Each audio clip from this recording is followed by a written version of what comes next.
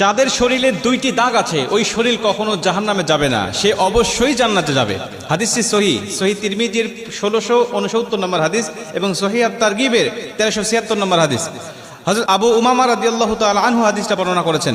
রাসূল সাল্লাল্লাহু আলাইহি ওয়াসাল্লাম বলেন, যাদের শরীরে দুইটা দাগ আছে এবং যাদের শরীর থেকে 2 ফোঁটা তরল পদার্থ নির্গত হয় ওই শরীর কখনো জাহান্নামে যাবে না, সে অবশ্যই জান্নাতে যাবে এবং আল্লাহ পাকের কাছে এই শরীরটা সবচেয়ে প্রিয় শরীর। রাসূল সাল্লাল্লাহু আলাইহি ওয়াসাল্লাম বলেন, 1 নম্বর দাগ হলো যে ব্যক্তি জিহাদের ময়দানে আল্লাহকে খুশি করার জন্য, আল্লাহর দ্বীন কায়েম করার জন্য অথবা আল্লাহর সন্তুষ্টির জন্য যে ব্যক্তি বাতিলের মোকাবেলা করতে গিয়ে শত্রু পক্ষের আঘাতে তার শরীরে ছোট্ট একটা দাগও যদি বসে যায়, এই দাগটা কিয়ামতের ময়দানে সুপারিশ করে বা এই দাগটা থাকার কারণে কিয়ামতের ময়দানে আল্লাহ পাক তাকে জান্নাতে দিয়ে দিবে। নবীজি সাল্লাল্লাহু আলাইহি ওয়াসাল্লাম বলেন, 2 নম্বরে ফরজ ইবাদত সমূহের কোন একটি দাগ যদি তার শরীরে দেখা যায়, যেমন নামাজ পড়তে পড়তে সেজদা দিতে দিতে কপালে তার